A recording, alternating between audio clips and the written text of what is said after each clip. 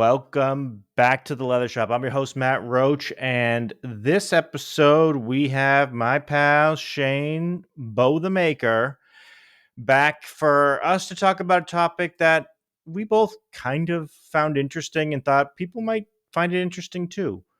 So, Shane, welcome back. Thank you very much for having me back. It's good to be back. All right. So, the topic that we wanted to talk about was essential leatherworking tools, smart buys, and costly mistakes to avoid.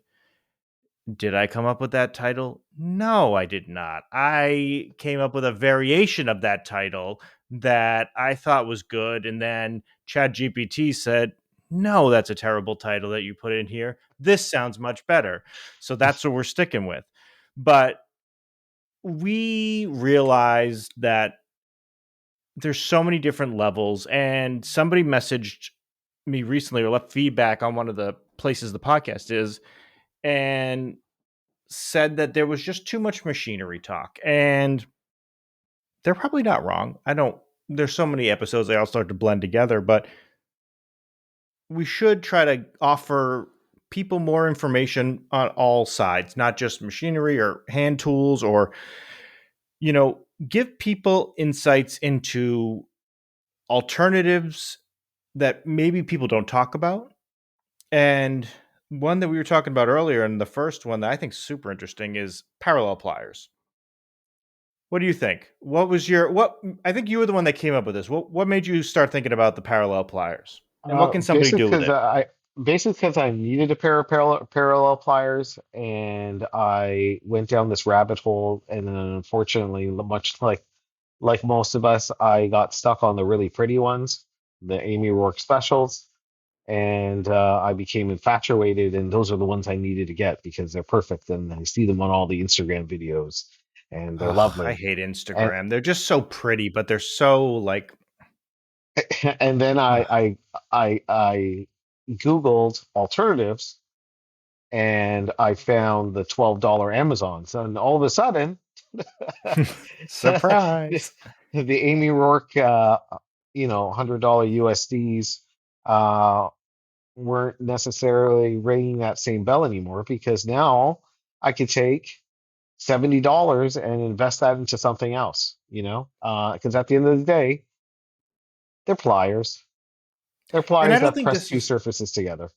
and it's not a critique against Amy Rogues either, because A, I've never used them, and Hmm. B, they're gorgeous. They are If we're gorgeous. if we're gonna be honest, they look amazing and they probably function just as amazing as they look. Absolutely. And But and you know what? If I wasn't in a place that I needed to build my collection of tools, you know, um, I probably would own them. But it was more important to me in that moment to, approach it a little bit more rationally and be able to spread the economics a little wider across my bench, opposed to parallel pliers.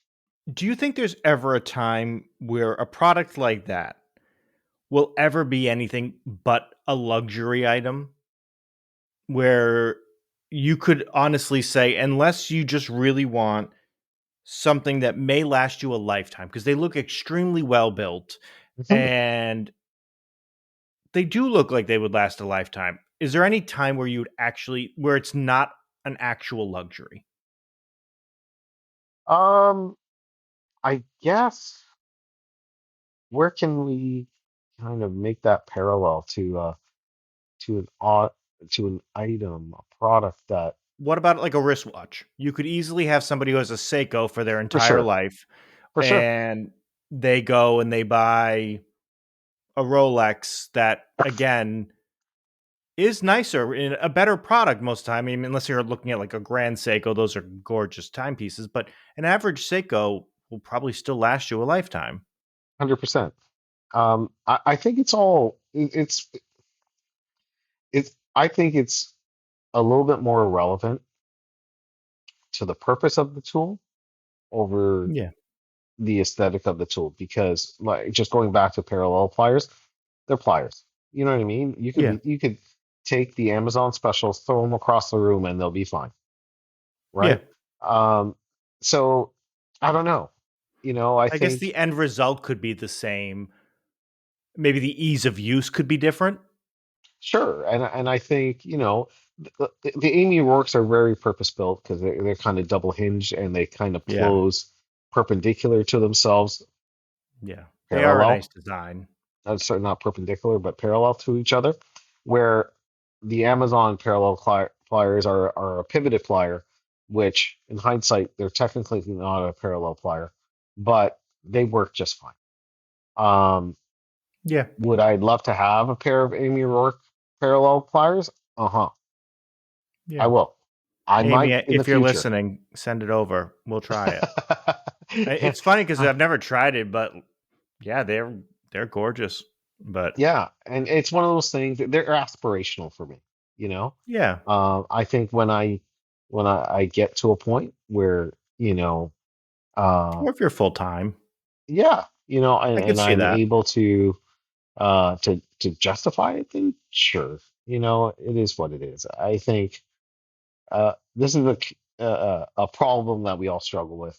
You know what I mean? Of what's good, what's bad, and and and the rabbit hole that we have to claw our way out of sometimes.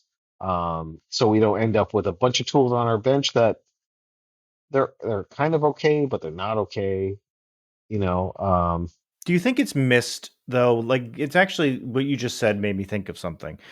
Is it missed that the conversations tend to be people see beautiful things on Instagram and other social media and they say they're either good or not good, but they never talk about the necessity of it. It's always, is it a good product or a bad product, or you get suckered into a product you don't need, but yeah, it's never about the practicality of it. It never talks about it's always stark in the way that it's described, but it's never articulated in those terms, at least the way I see it. yeah. I think there's a lot of people, influencers, that it's their job. You know what I mean? It's their job to sell the stuff. Um, so is it? Are they being dishonest? I don't think so. I think they're doing a job, and and it's on us to realize that first and foremost. But is it Um, dishonest though? You may like it may be dishonest because how often do you see someone say, "Hey, I was paid by them," yeah, no, I get it. I or get it. they say the token words, "I was given this for an honest review." No, you were probably paid, and maybe they gave it to you, Yeah, but that is still a form of a payment. Like I know yeah. it's not cash, but like No, you're they right. didn't give it to you and then say trash our product. Hmm. Like there was expectations there, Yeah, which is a probably hundred. why this Yeah. podcast is not profitable. No, I totally agree. It's excuse me. I think there's always has to be this kind of buyer beware attitude. That Yeah, unfortunately, uh, we see these new shiny things and we're like, wow. I know I do. I think 100%. we all fall prey to it a little bit. Um, but I think we need to we have to kind of adult about it a little bit. We have to rationalize the reality. Because at the end of the day, when we make the investment, you can't always just blame the influencer. You know what I mean? Like You know what's there funny is though? there is We an onus spent on us we as spent well. decades trying to stop watching commercials on TV. We got DVR, we have all these things that can skip commercials.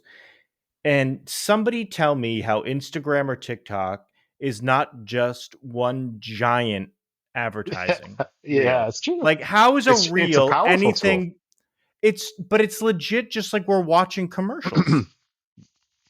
Yeah. Like they're just No, that's paying fair. for it somewhere else. So instead of watching it on TV, we're like, I'm not going to watch commercials. During commercials, I'm going to go to Instagram and watch commercials. And you know what? I think that really leans hard into asking the community. You know what I mean? Um, because at the end of the day, if you want an honest opinion, and I'm sure the problem is you're going to get peppered with a lot of feedback, Trolls. Yeah. right? That people just hate stuff because of They don't like the company, they don't like the person that is representing the product, whatever. But the point is, I think if you ask the right people, Yeah. right? If you have a group of trusted crafters that, share your same ideologies and mindsets and values, ask those people their thoughts on these things. Um, and Is this then is this a paid commercial for our Discord group that I don't even know about? This feels like good pro this feels like like great our product. It's like amazing like the product leather shop placement. pod Discord. Yeah. Good Yeah. quality people for the low price, and you don't even realize you just had a mid-roll read. And you know what? Now you actually mention it. There's been plenty of those conversations that pop up on the Discord that Yeah, there was one the other day. um that just people just have a matter of thought. They're not necessarily looking at purchasing something. They might have seen it and said, "Hey, what are people's thoughts on this?" And a conversation brews up, and Like we had a sometimes rubber people have stamp experiences. conversation. Yeah, There was the some rubber stamp, there was the sewing machine, there was I actually think we had an adapters conversation the other like there was just all there's so many different things. yeah. I to I think that is a very fair litmus test of an honest opinion is within your trusted circle of crafters. And I don't think you can usually go wrong with that. Also, it's not just the trustedness, it's the judgment free because I think a lot of people when you get into Yeah, any totally. hobby, it is intimidating to go in and think you're not asking stupid questions to people who some do it as a career, some are Hmm. seasoned hobbyists, and some are beginning. And it is intimidating to ask a question if you don't realize it could be so basic and you're embarrassed to ask. And that's not good either. You want to actually feel comfortable.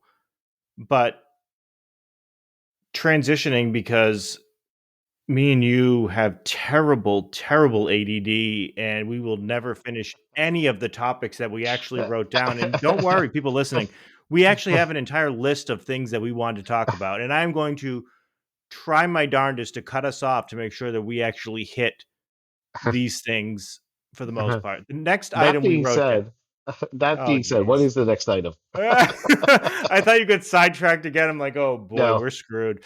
We talked. We actually the next one I honestly believe is the most important one on the entire list.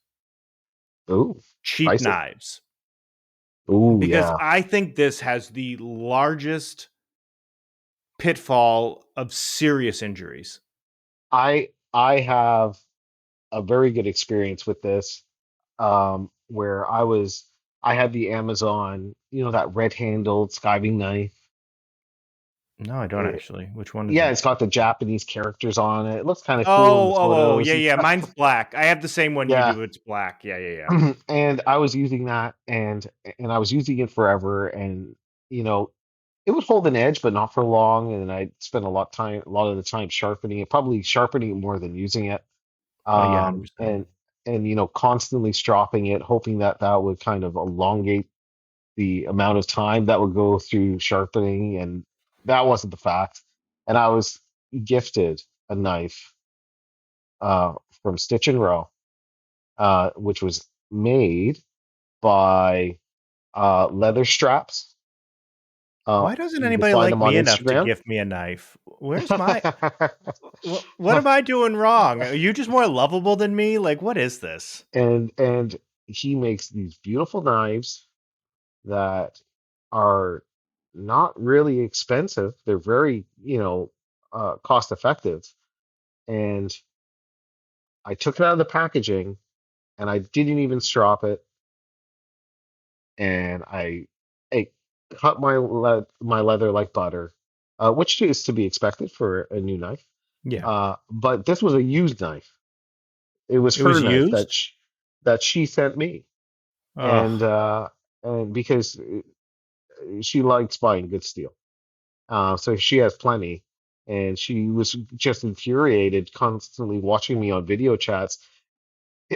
using this Amazon knife. My point of this soliloquy is I didn't realize how much time I was wasting maintaining a knife until I got a, a good skiving knife in my hand, used it for some time, and then realized that I hadn't had to sharpen that knife for a month and a half. And to that point, I think this is the area I have the most regret because I thought I was buying a better knife. I bought the Japanese Super Blue from Rocky Mountain, and it has stunk since the week after I bought it. I'm having And to Google that. it was, I think it was $100 at the time. And mind you, what I was using was what, an $8 Amazon special, whatever it was. Like, it was cheap. Yeah. So I was like, okay, this is going to be great. And then from there, I went to the Exacto ones, and I couldn't Hmm. rationalize using the throwaway blades because they're just too expensive. Right. So I went to the Rocky Mountain brand, the Japanese Super Blue, which is tremendous steel, if it is actually that. So I knew I was probably getting a decent blade because the handle wasn't anything fancy. It wasn't like, some like beautiful hardwood. It was just a cheap piece of wood at the end. So I assumed it's because it's a very high grade steel. And I get it. And, the first day or two, it cuts great. And, you try to strop it and all this stuff. And getting it every time I had, Tim sharpen it for me, it spends so much time dull that it, to your point, it loses an edge the same way an Amazon one does. And I thought I was using money as the factor of quality.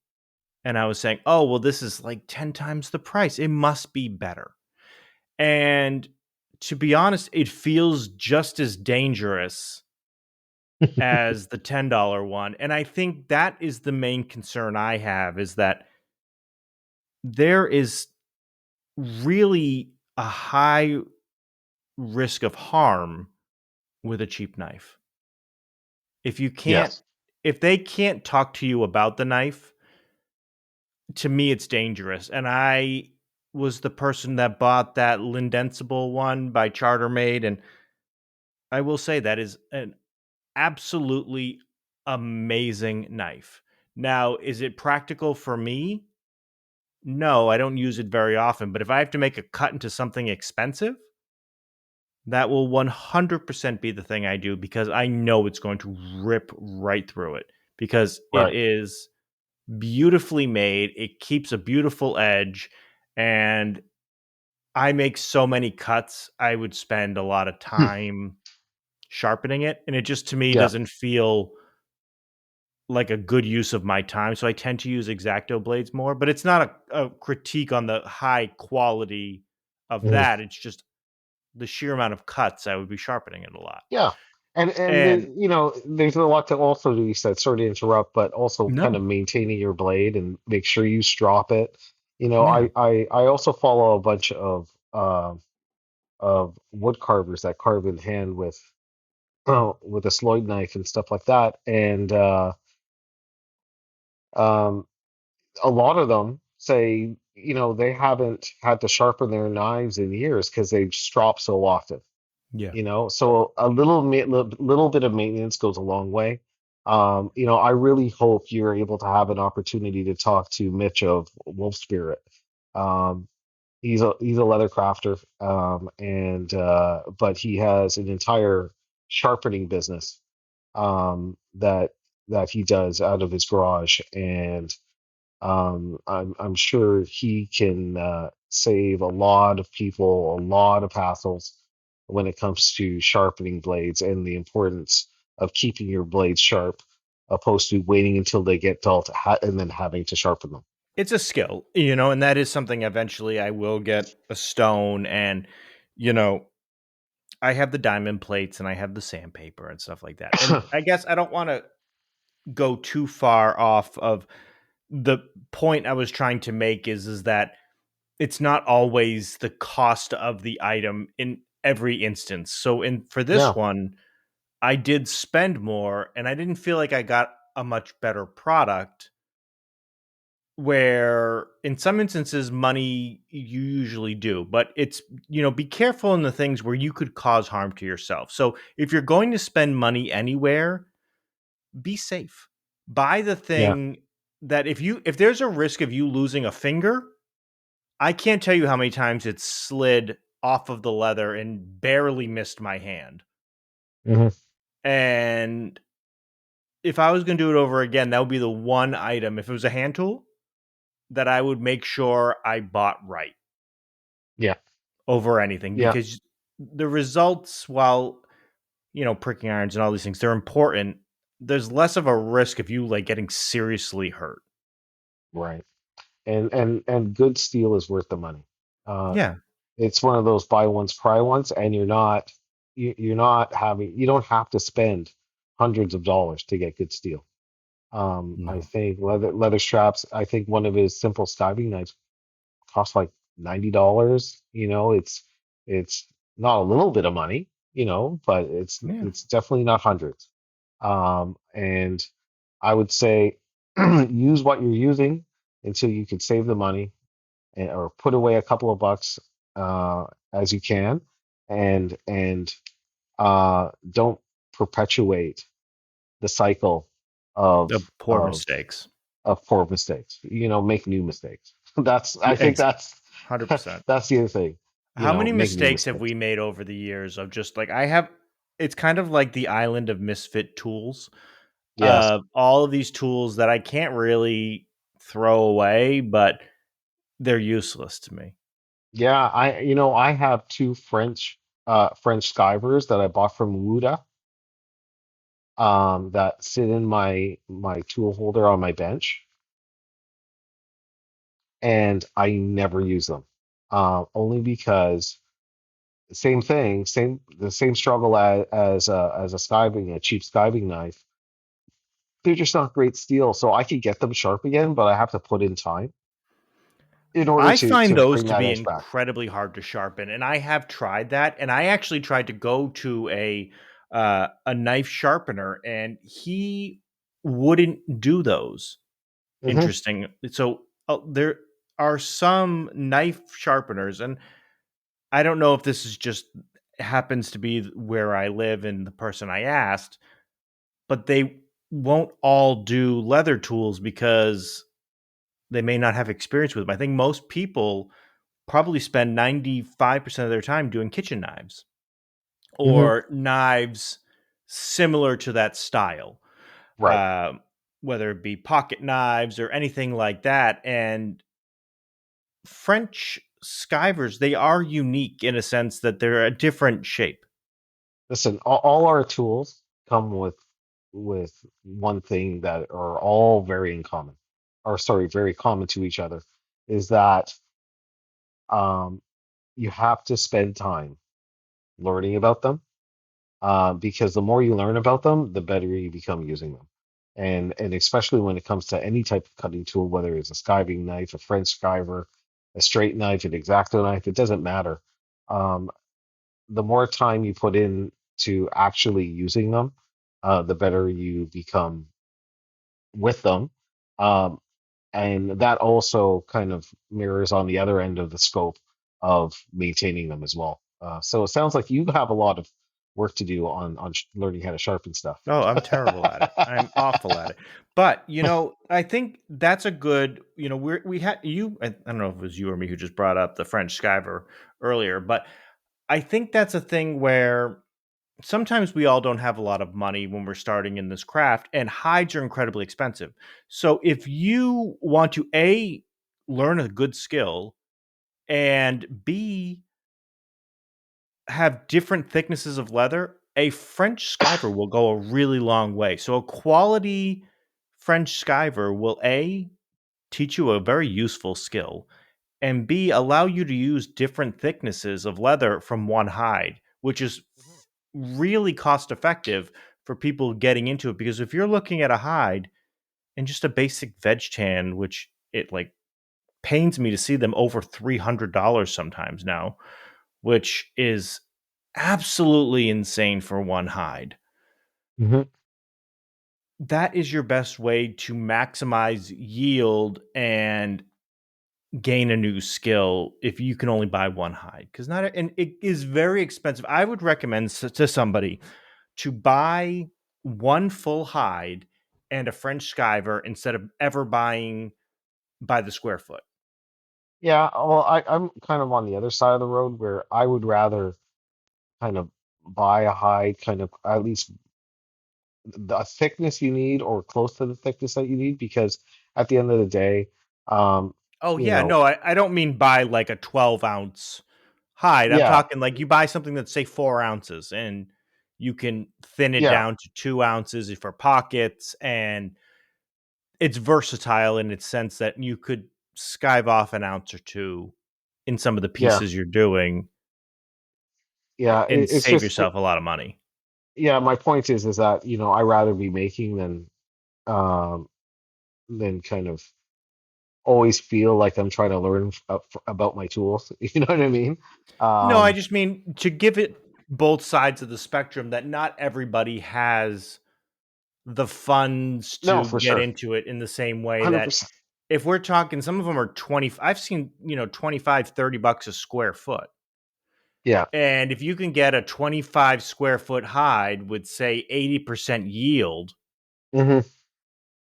that is getting it so much cheaper that even if you buy a top of the line French skiver, like a really, really nice one, you're getting so much more for that from the initial jump. Now, it's not valuing your time, you're right.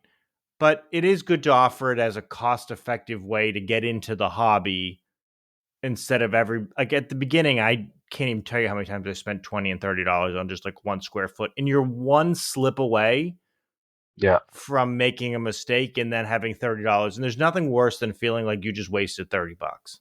No, 100%. Yeah. I've had plenty of those moments with when I'm French skiving a tea pocket, and it's the last of And three you go or right four through it. tea pockets, and I go right through it. And I'm like, oh boy.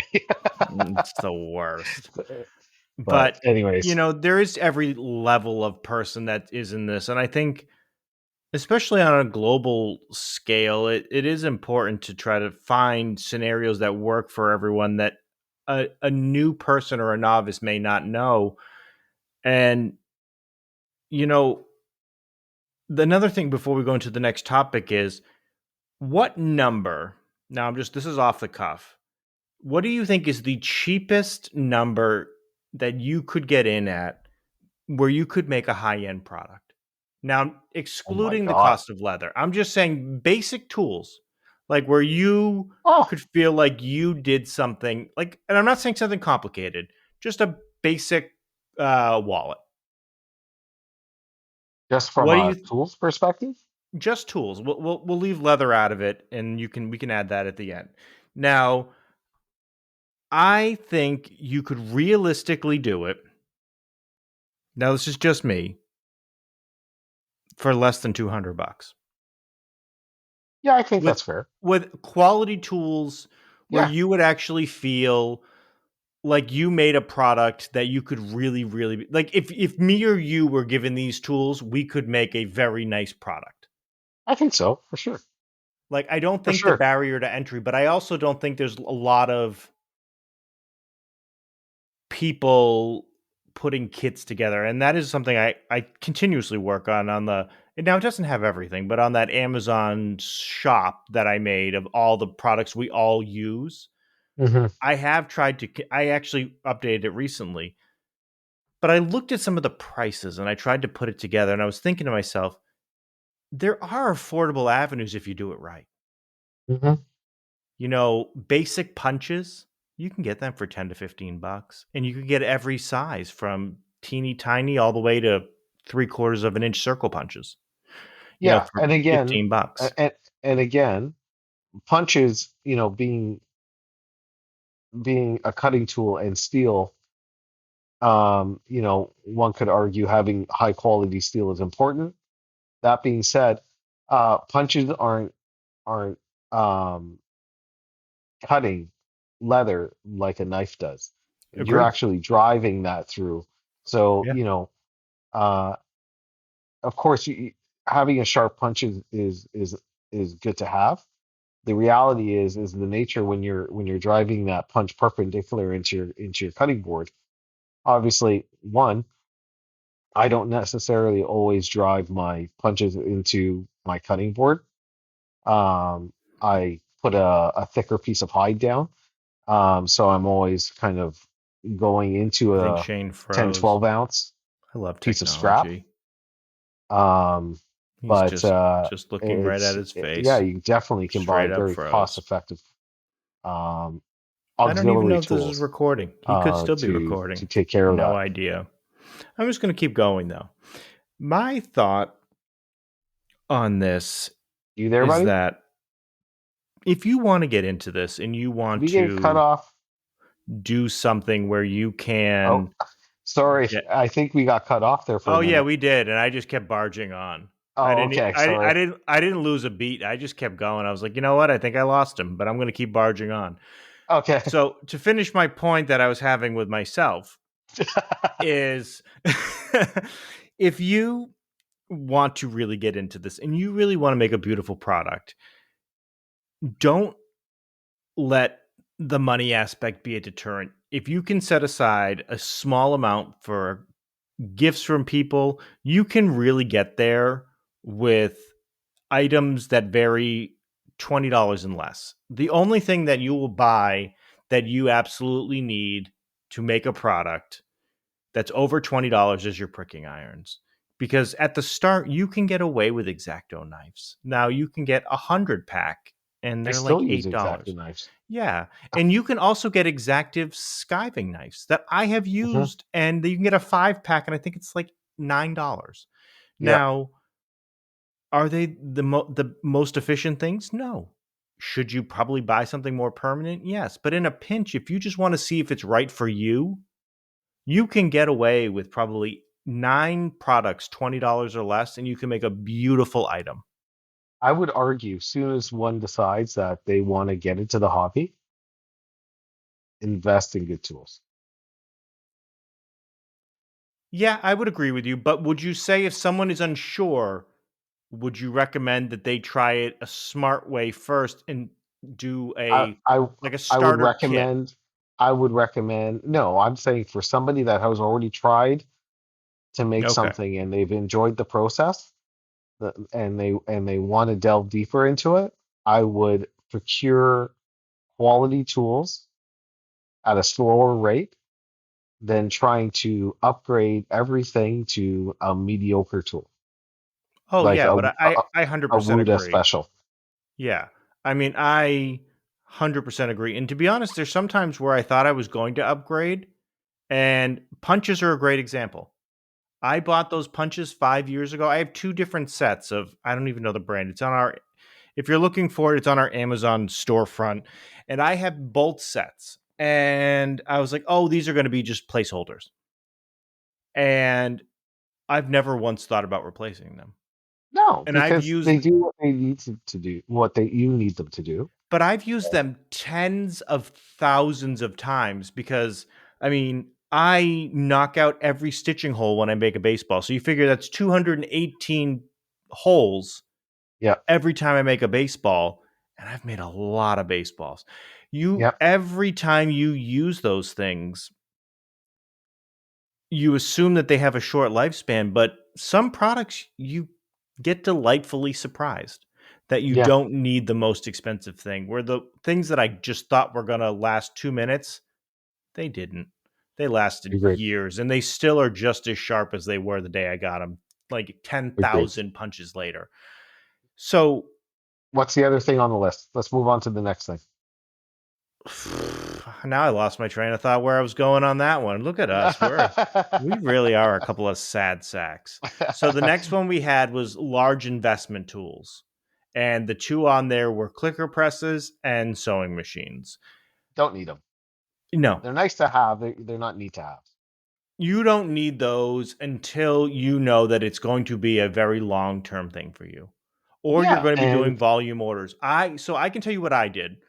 My clicker press, I didn't buy that until I had one large order that the profit paid for that machine.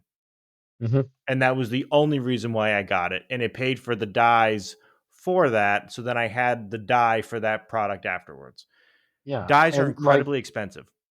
and when it comes to sewing machines, we all know sewing a bag, a tote bag by hand, is takes a long time, but it's also very, very rough on your hands. Yeah. And if bags, purses, larger products, or projects, if that's something that you want to continue doing, then I would say yeah. And you're having problems with your hands, being your tool. Um, a sewing machine's probably a great idea to just to perpetuate you being involved in the craft that you love, but also not falling into the pitfalls of the lottery of all the different types of machines that are available. Don't cheap This out. is this is definitely one of those community conversations, um, that you would be able to take a lot away from. And again, having those community conversations with people that you trust is key. We just had one Um, recently. I mean, we've had at least a dozen times somebody will come into the group and they'll want to get into machines. And it's so easy to get tempted by that $400 and $500 machine. They're like, well, it can yep, work. You will burn it out. yep. It's not worth it. There is a ton of value in used machines. And if you're really serious, look at an industrial machine, new or used. Do not look for any of the home items. You're going to chase yourself and have more aggravation than you ever needed. And I personally wanted to get those cheaper ones, and I didn't because people talked me off the I ledge. don't think you're alone in that No, I think it's a theory. very common thing that everybody wants to do. And I think you're safer to look at Facebook Marketplace or other places to find good, affordable used machines because these industrial machines are never going to fall apart. Like they are like 1992 Ford F-150 built Ford Tough. Like they are incredible. Nothing is going to break it. I mean, I threw my back out moving one of these machines. Yeah, It's and they're like not going you to know, go. I'm gonna speak honestly. Like I wanted to add a sewing machine to my workshop, and but I didn't want to spend $4,000, and that was something that I knew from the jump. You know, I wasn't at a place, or I'm not at a place to justify that expenditure. But what I did do is I jumped on forums. I had discussions on Discords. I asked other crafters through Instagram what they use, and I was able to locate a 1963 Juki flatbed that fitted my requirement. I bought it for $400, and I spent another $400 on getting it serviced. Yeah. Right? That's all you need, and it's Um, still cheaper. it's still cheaper. Uh, is it the perfect machine? I don't know. I don't know if it's the perfect machine. But the fact of the matter is that I was able to get a very durable machine that's lasted and functioned until the day I purchased it, right? And I'm able to use it when I want to use it. And I think The that's the case reality for all is, industrial machines, though.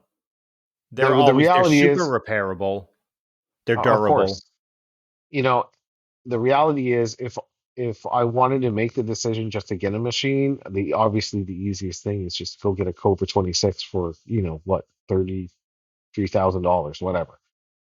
The reality the reality is that wasn't my reality. So uh or I learn just from people waited during the for pandemic. I just waited for an opportunity to arrive. That's it. It's not something that you should rush into. Um, I think there's a lot of people that have a lot of unfortunate stories when they jump into these really quick, big purchases without doing the proper homework because they're excited to, and why wouldn't you be excited? You Yeah, know? it's fun. Um, but it's definitely one of those things when it comes to the larger ticket items, irrelevant of mine and Matt's opinion of whether they're necessary or not, is that you approach them slowly and with an open mind of not every deal is the greatest deal. Yeah, That's and be that's the patient truth. because the right deal will eventually pop up, and we saw that so much after the pandemic because there was so many people who jumped in and just didn't think, and they bought these fancy sewing machines and all these things that they thought they were going to use because they were going to make wallets their career. And come to find out, it is really hard to sell 100,000 wallets to, just keep going. And you could find deals everywhere on these great used machines that these people had the greatest intentions, and it's not always there. It's Mhm. not necessary up Sometimes, front. yeah, But if sometimes money's not an life gets in the option, way. Yeah, yeah. sometimes life gets in the way, and the upside is that you're not the guy that has to pay the tax. Yeah. You know what? You're getting the same thing at a much cheaper rate. And I guess the moral is don't make the rash decision because of money. Make the practical decision based on the need. And if you need it, make sure you get the machine you want because there is always somebody who comes in and goes, "Can I use this singer?" And there's always like four or five of us that say, "Please don't spend the money on that because you're going to burn that engine out, and then you're going Mhm. to be 400 or 500 grand in the hole, and you're going to realize, Mo- hey, I like sewing, For and the now record, sewing machines have motors, not engines. yeah. Wait, what I say, engine? Yeah. Oh, sorry, I meant motor. You're Um, spirited right now. You're spirited. You're on fire. it's just like we've all been there, and it's like you hate to see the train driving straight into the wall Yeah, because you know what the outcome is going to be. It's really a lot like parenting. I know. It's You true. know that It, they're going to be tired if they don't someone's sleep. yeah, someone's really, really excited about it, and you really want to be supportive, but at the same time, you want to save them from themselves. Right? So, And that's the reason why I am taking care of a fish tank now because somebody was very excited about fish a month ago and could not let it go. And now I'm the proud parent of a fish that I did not want in the first place. And you know what? Now I'm committed and I'm trying to make sure that the habitat is right. And now I'm a fish person. So who knows? I'm just being gung ho because you're really excited about something can be a gift and a curse. So, long story short, take your time, buy what you need and not what you can just afford because you're better off saving because you can always hand stitch. It's there is an option of what you can do. Don't make the decision because you need it. Just do the other way if and see honestly it builds character if you physically can use it with your hands I still have calluses and cuts so it's like a rite of passage but no, I love hand stitching. It's still my go-to. there's certain I instances like where the I don't process. I find it's easier on certain things like certain areas of projects I will Yeah, still hand sew and I hand sew I mean all baseballs are hand sewn so I do that a yeah. lot I hand stitched majority of the bags that I made. And is it a long time? Yeah. Do I recuperate any of that time as far as money goes? Probably not. no it would cost But thousands for bags. yeah, but it's a process that I enjoy, and it's a decision I make. At the end of the day, Well, the um, next topic is 100% you. Are you ready for the one that I I don't know. pretty much add no value? You know what it is. If you know there's a topic that I add little to no value in, Okay. what do you think it is before I tell you? software. Yeah. Yeah, yeah. Oh. We touched on this on our last conversation in um, the chat that we had. Uh, I think I think I get a lot of phone calls or messages about the software that I use for designing patterns and stuff like that. The truth of it is, all my patterns start on a piece of like an old cereal box, right? I only utilize the software when I'm ready to process it to a pattern that I'm going to sell. What type of So, cereal are we talking? I think like old people cereal, like So you're talking I think, shredded wheat? yeah, no, I like grape nut Oh. Oh God. or Vector. Wait, is that a Canadian thing, Vector, or is that an old person It thing? might be. It's like this fiber cereal. I don't want to talk about my cereal, Matt. You know what? It's high fiber Fridays, and we're just trying to, people need to know about your fiber intake. They need to know the important things, such Listen, when as when my Vector. son was young, we used to have a lot more fun cereals in the house. But right now, I'm a responsible old man, I suppose. Wait, he grew out of cereal? That's not cool. Well, no, I'm not talking about cereal anymore, Matt. And they say we don't have attention spans. Back to software. Back to So, software. anyways, to the answer the question of what softwares I use various software for ideation. I use Procreate just to for sketching and ideating about designs. Um, Before that, I was using a Sketchpad. You know,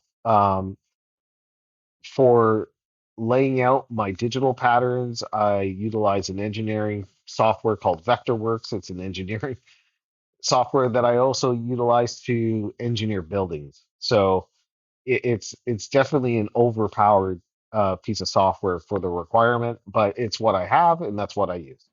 It's basically an AutoCAD, um, and as well as I utilize Adobe Illustrator. Um, Again, all of these things are not something that you need in order to create patterns. The only thing that you need to create patterns is a straight edge, a dinner plate, and a piece of cardboard. You know, you Or high it's fiber cereal boxes. yeah, yeah, there's that. Um, you know, the the the fact is that the only way to learn is to put pen to paper, you know? And And everybody all on of this that episode, comment high fiber Fridays to have Shane tell you his favorite cereals. Cheerios. I'm gonna be honest. Oh. But the point is that you have to spend time with pen and paper. Um, in order to allow that to translate into the digital aspect of pattern making, it starts on the table. Um, and there's no magical solution to that. I think a lot of people get really frustrated with using software like Adobe Illustrator or like vector type software. Um, to create Yep. patterns because they spend way too much time trying to figure out the math and they go to print and nothing lines up. So they go back into the digital pattern to try to correct it. And it's this kind of vicious circle, opposed to um, kind of like how old carpenters used to build built-ins. They build in place. You know what I mean? They don't say what the dimension is. They go to the space and they measure the dimension of the space. Um, and pattern making is pretty much the same way, where it's better to have the thing that you want to package or wrap or or contain and have that in front of you and utilize that as your model. You can lay it flat on your cardboard or a cereal box Your fiber. and build the pattern that way. I recently had a conversation with another maker. Um, he goes by Columbus Craft, and he was building an axe sheath, right? And we've had numerous conversations prior to this about building uh, patterns through software, and I was really trying to encourage him to forget about the software and really concentrate on putting pen to paper. And he had an opportunity where he received an order for an axe sheath. And there's no real patterns that you can purchase that's going to work for every single axe. And he did it, and he put down the axe, he made his pattern, he executed it, and it looked amazing, right? If he tried to Whereas spend the that time, opposite is like a case on our football pattern that we have been trying to perfect for oh my goodness, months. And it's funny, there was somebody I messaged back like a week or two ago, and I was like, "Oh yeah, it'll be out in the next week or so." For something so simple, it it's is not simple. stupid how complicated it's been. Yeah, It should not have been this complicated for something so fundamentally it's to my defense, it's not a tube. Okay, there's a lot of arcs and bends. And it's nobody blamed you. I'm just saying in theory, it's supposed to be easy and it wasn't.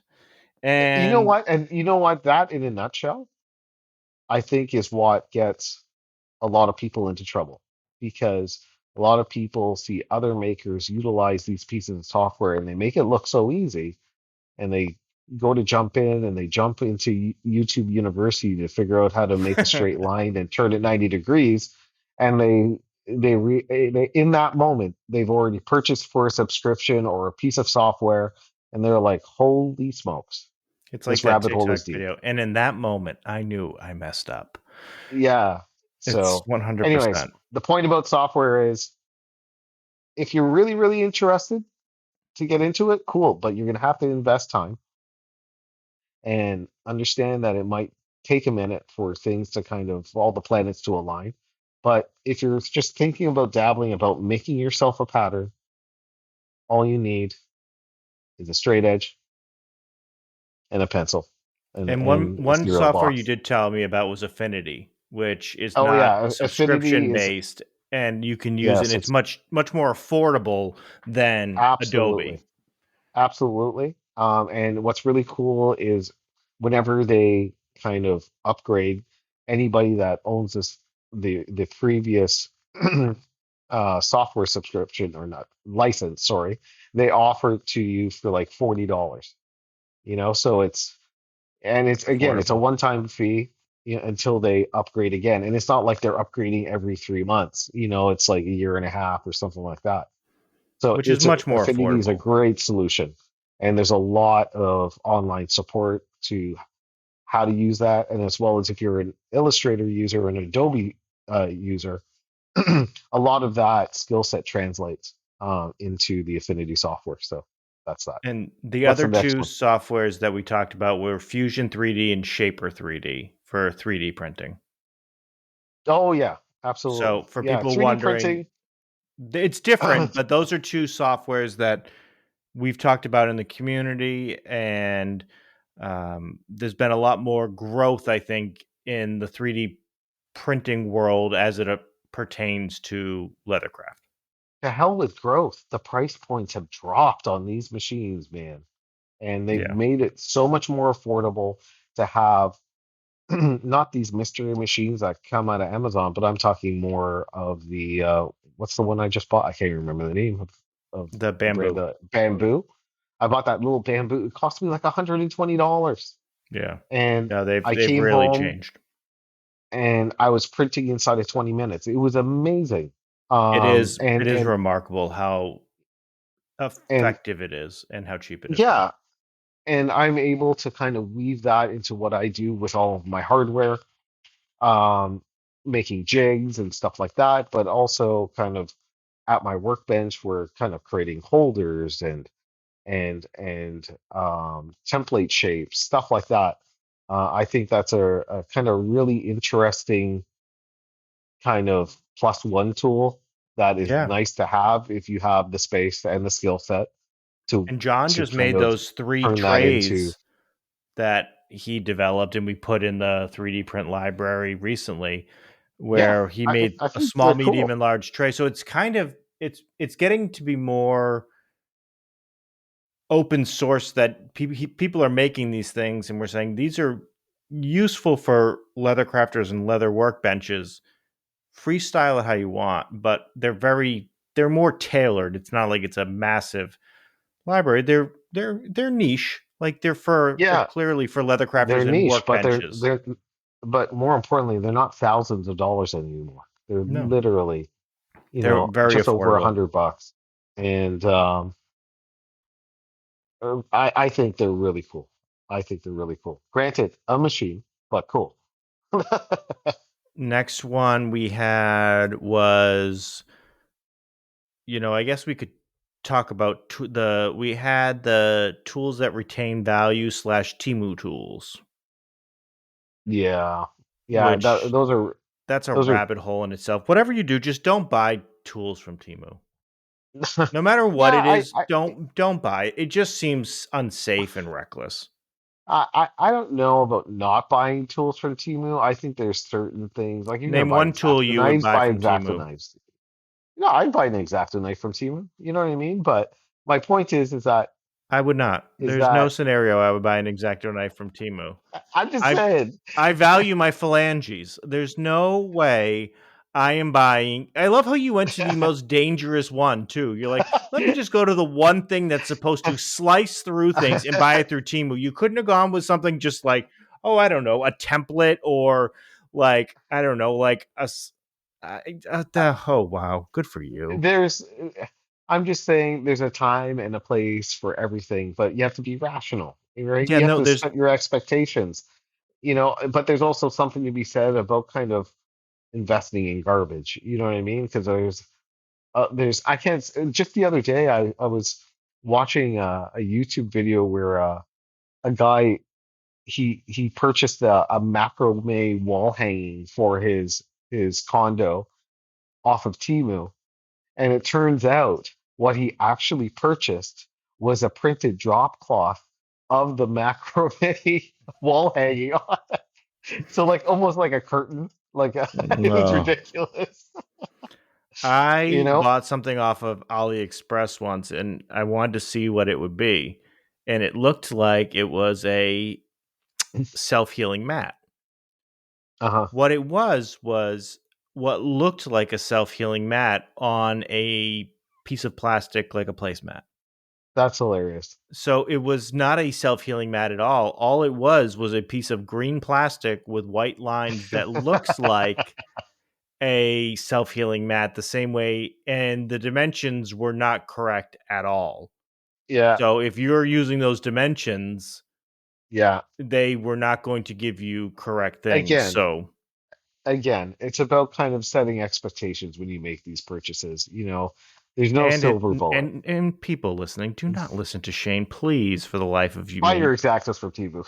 Yeah, don't ever go on Timu. And anybody that wants to watch this sadness, this episode will be the video will be on Patreon, and of course the podcast will be out regular. So if you want to just see this, you want to see the sadness on my face, you can watch it Temu on the knives. Patreon. Yeah. Oh no. Oh, Timu, you're gonna be an amputee, and I, I just whatever you know what Timu tools do not retain value. They are just they're exactly what you think they are. So buy tools that will retain value, and then there's also fad The, tools and the jigs. the upside of investing in good tools is that in the chance that you I stray really away from thought the you were going to say craft, you the don't want upside to Timu tools was. I was really nervous you were about to say the upside to to. Timo tools No, is. the upside of buying high quality tools is that, and I'm not saying that they retain their value, but you can get a large portion of that investment back. You're not going to get all of Yeah, it back because at the end of the day, it's a used you're right. tool. Yeah. But the point is that if you buy an Amazon skybeam knife, or if you buy versus buying like a quality steel skiving knife. Yeah, You'll be able to get at least half of that money back for that quality steel. The the Amazon special is that's going into your garbage. toolbox to butter bread. I don't know why you would put a butter knife in your toolbox, but I digress. I mean, you also think that you should buy your tools from Timu. So you know what? Like No, it's exactly knives from Temu. well, that should that should be the name of your business. Um, For the record, I've never bought an Exacto knife from Temu, but I'm just saying I can't imagine it being that you know what? I kind of want you to buy it now, just so we can try it. bad. I would say I'm willing to do it, but I'm not. So this is one of those ones where I really do need you to do it because I don't want Well, to. I'm just saying, how can they be any worse than the ones that you buy at the dollar store? I'm just saying. You buy your knives at the Where are you buying your No, knives? no, not for working on leather, but like for the garage and to cut like paper. Why am I having to justify cheap Because you are knives? buying knives. You can buy I have anything else at the dollar store. Don't buy sharp shrapnel. I have definitely bought dollar store Exacto knives to use But you in can my buy garage. Exacto knives for a hundred pack for like $8. Why No, are you you can't. going to the dollar Not name store? brand. I'm I'm just going saying. on there right now to see what the cost is. You know what? This exact what kind do you use? What Exacto 11? No. What are those 60-degree blades? The NT cutters. I don't even know what an NT cutter is. I'm just going to I'm look at. fancy. I'm fancy. You shop at Timu. Don't you get me started. So just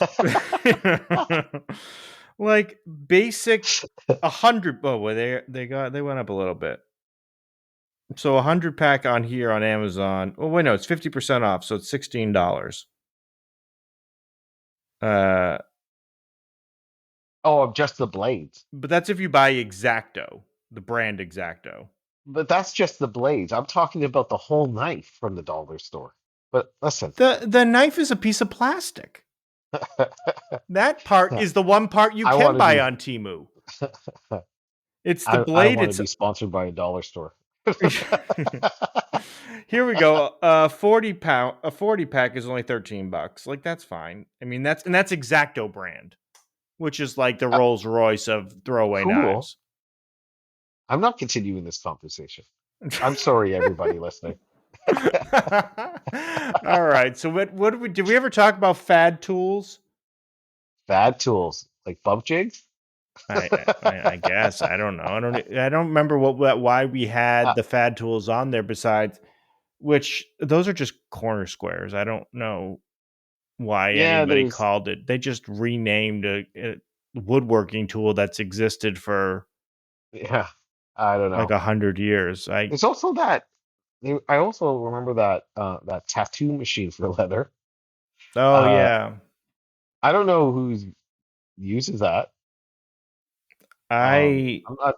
I don't mean to talk shit about it, but it's just a little bit strange to me. But I don't I know don't it know. enough to I haven't like I've seen like videos, but I haven't That's my point. Is that's kind of it strikes probably me as doesn't a work fad its way into machine. my feed because I'm not very artistic. Yeah. So I wouldn't even I've never like tinkered around with it to try it out. Um Right? Or but I could be completely wrong, and there's millions and millions of leather crafters that are using the tattoo leather machine, but I don't think there is. I actually don't know. I honestly it doesn't come across my feed, or maybe I just don't like it. I I haven't think looked at this. it enough to even know what it is. I think it's kind of self-explanatory. This one, like fad tools are fad tools. They're called that for a very specific reason. They do of something very specifically that fits a specific moment in time that's not going to last, and it is what it is. But I don't know what to say about that. Just be careful. Make sure it's going to be something that's going to be around for a long time before you invest in something.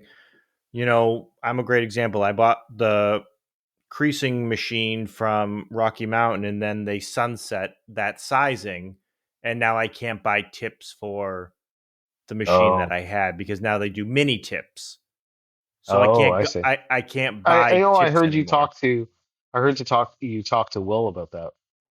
Um, Yeah, which yeah, stinks because that seems I'd love to buy that new really tips. that really seems unfortunate. What make is it? It's their brand. Oh, see, okay, let's reel this back for a moment. Where does the problem lie?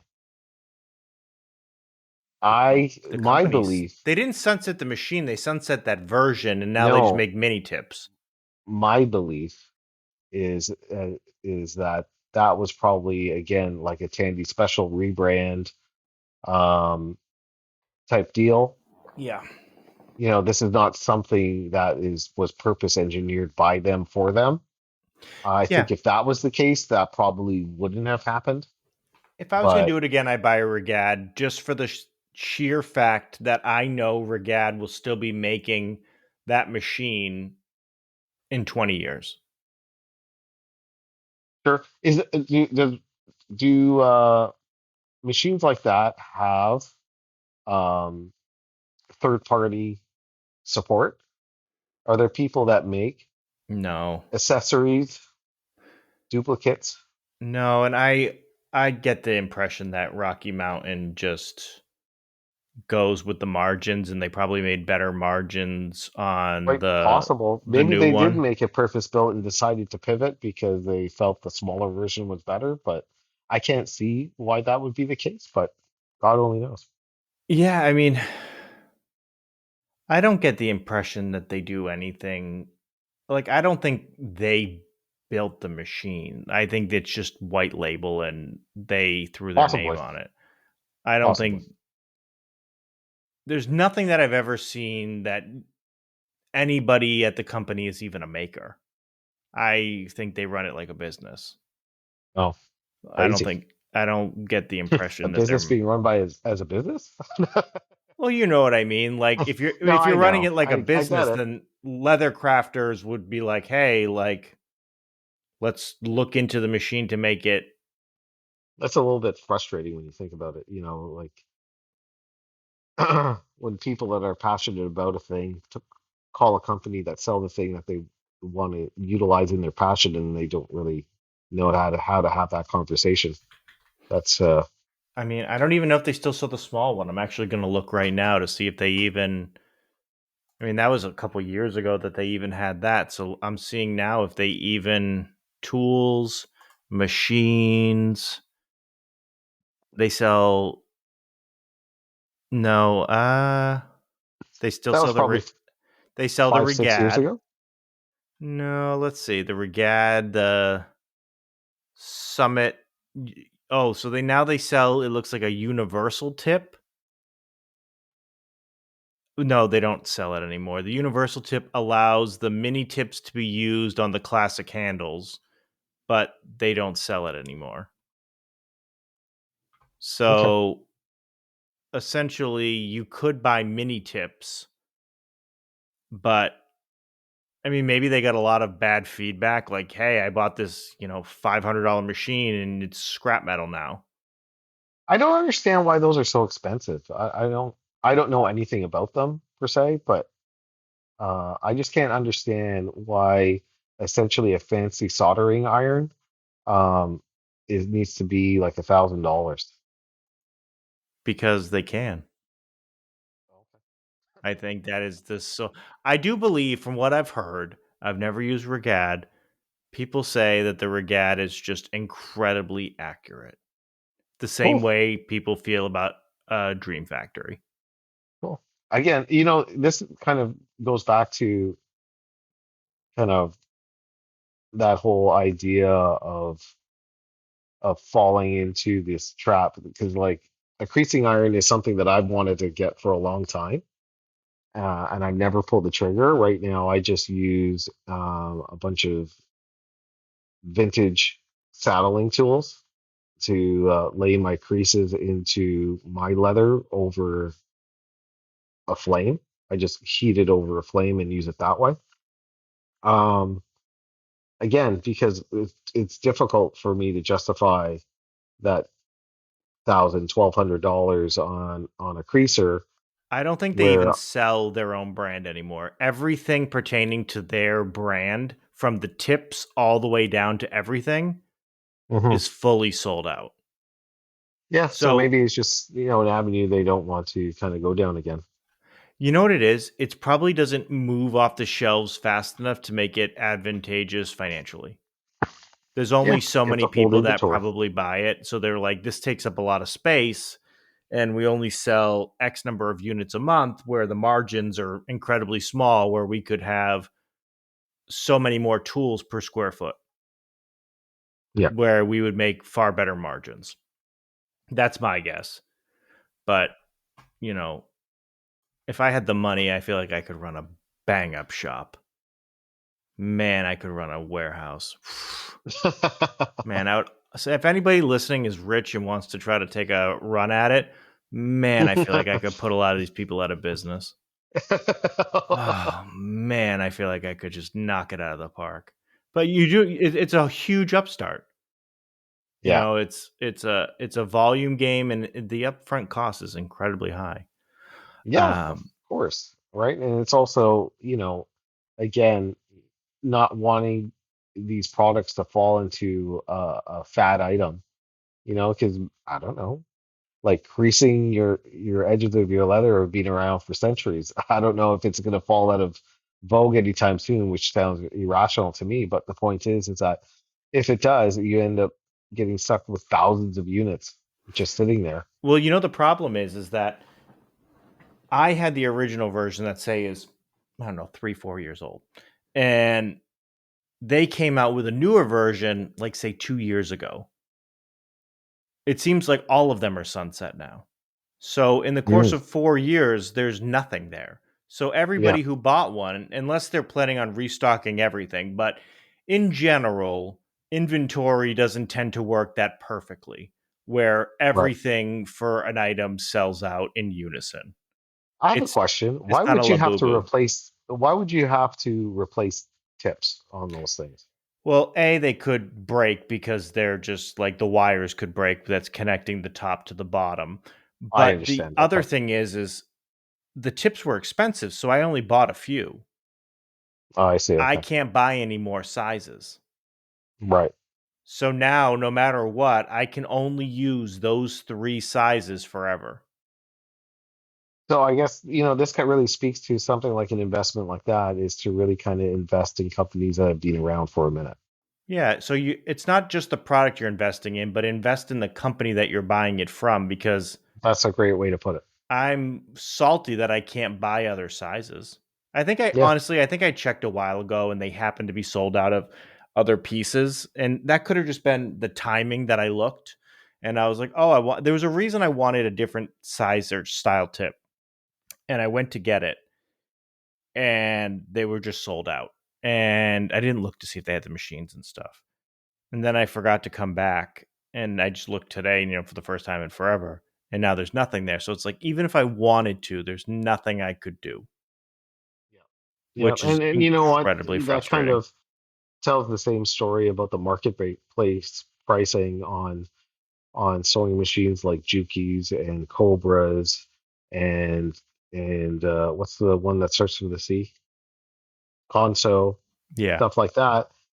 Because they have the companies are still behind those machines. Yeah. There's a And they lot will be. of third party knockoffs that come out of Asia of those exact machines. And you can The find the downside parts of online. that is the warranties and following up and troubleshooting.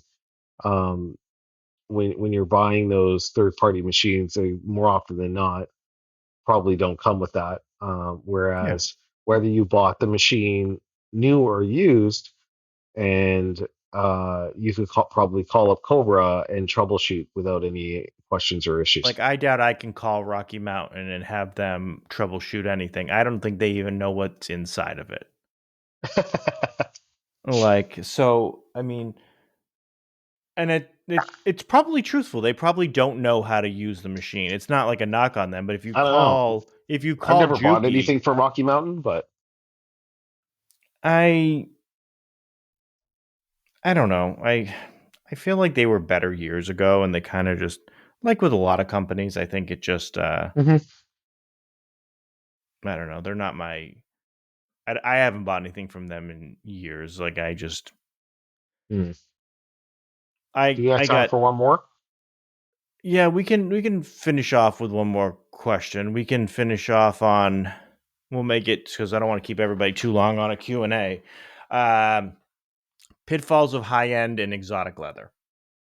Oh, And if that you was know a if people that like was this, a let us know and we'll come back with something else. We can that was talk a forever. rabbit hole that I struggled with a lot Mhm. because I kind of came into the craft when everybody's using shell cordovan, you know, and I Show was really Cordovan's enamored by it expensive. because it was beautiful, and considering something that is about 5 square feet, that's $350.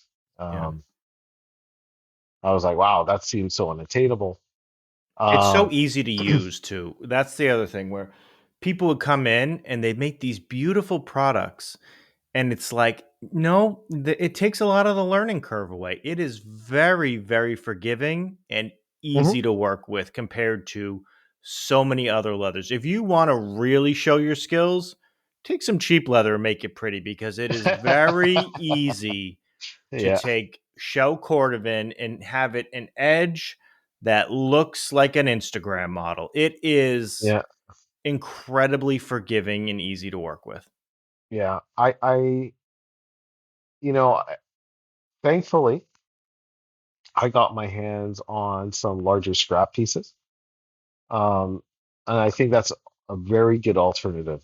I don't think you need to invest in a whole shell Yeah. or something like that.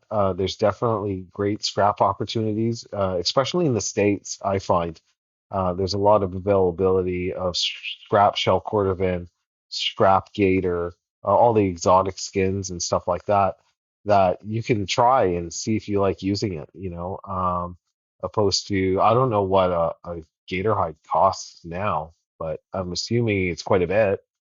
Oh, yeah. I'm sure it's very Uh, expensive. Everything's gone up. Nothing's cheap anymore. but and also the you know like every time I talk to people about Stingray, I always get the same thing like, oh, I wish I never. 100%. We joked about the wallet I just made myself recently, and it was Yeah, just because I had an extra piece. Don't whatever you do, do not try to put your pricking irons through it. Just don't. no, no, It's they're a dinosaur. You're not going to get them through it. no, you're going to break whatever tool you are using. It does not matter how expensive the tool is. Stingray is like no skin I have ever used, and you're going to have to sharpen your scissors when you're done too because it it is the most unforgiving thing you can work with. I did watch recently. I watched a YouTuber. He goes by the name Robert Little, I believe. I Hmm. think he's out of Vermont, maybe, or Arizona. Not sure. Nonetheless, So he just did very this. for anybody that lives in the states, it's clearly right next to each other, Vermont and Arizona. uh, he just did a gun holster for one of his clients, and he utilized turtle hide, and looked really interesting. I don't know if I'd ever buy it, but it looked really neat. I'd Um, like to know more. I didn't but even know that was a thing. yeah, yeah, and I think just recently I saw Sean of Maverick made a post about some fish leathers, I've seen that before, like some salmon fish leather skins. and stuff. Yeah, Yeah, I've seen that. yeah, you know, I think all this stuff is cool. The downside of that is, in order to try it, you have to invest, It's not cheap. and The barrier for it's entry not is cheap. expensive. And I think what's really important is kind of, you know, practicing your skill on materials that are readily available to you. So when it is time for you to jump into gator or whatever hide, at least you have skill on your side. and you can apply that knowledge moving forward into the hide. I think it's cool when people use exotic hides. I think it's neat. Yeah, they're Um, gorgeous, like gator and things like that, and shell cordovan, and all of these things are expensive. They're beautiful, but yeah, they're I can't tell you how many people I know that have purchased shell cordovan hides and never cut into them. You know how I know? Because I'm one of them. yeah. I get I have two yeah. of them. I have two of them downstairs at my workbench, and I got them not because I was lucky to get them. It was an opportunity buy, to be honest. You know, they were a good price, and I purchased them from another crafts person. But Feel free to send them here. I'm open to shell cordovan. but you know, I have them. It's just kind of waiting for a project. Um, but it's it gets expensive quickly, and the downside of that is mistakes become that much more expensive. So all the more reason really Moral of the to story is hold off on the expensive stuff. It'll still be there when you want. And exactly cut your teeth it's on the more cost-effective stuff. yeah, And when you I still have stuff that I haven't cut into because you're right. One wrong cut and it's see you later. yeah, and it's about building the confidence to be able to kind of move forward um, in a project, not worrying about your substrate, Yeah, worrying about more so the outcome, the endpoint. You know what I mean? yeah. Um, but yeah, that's my opinion on exotics. I like it. And Wait. I appreciate everybody who stayed all the way through for this episode. As always, if you want to watch Timu Tool Shane, you can watch it on the Patreon. Exactly nice. Exactly. That's gonna end up being. I love how it froze while you were putting your hand in the air. I hope it. I really hope I can make a meme out of that. And be sure to like, subscribe, do all that stuff that helps us. That's free. I never ask for it, but I need to start doing it because I don't know. It sounds like what you're supposed to do. Shane, thank you for hopping on. Where can everybody find you? You can find me at on Instagram at Bo the Maker, as well as on my website at www.bothemaker.com. And Thanks again for slash having me Timo back. Tools. Yes. Oh my God. All I right, don't have everybody. Temu tools. I'm just saying. As always, you can find I'm me at saying what I'm saying is if you have Temu tools, I'm not going to judge it. You know, welcome to the craft. You do you. and just moving past his Timo Tools. And you can find us at leathershoppod.com and at leathershoppod anywhere you like social media. Thanks, everybody. Catch you next month. Not sponsored by Temu.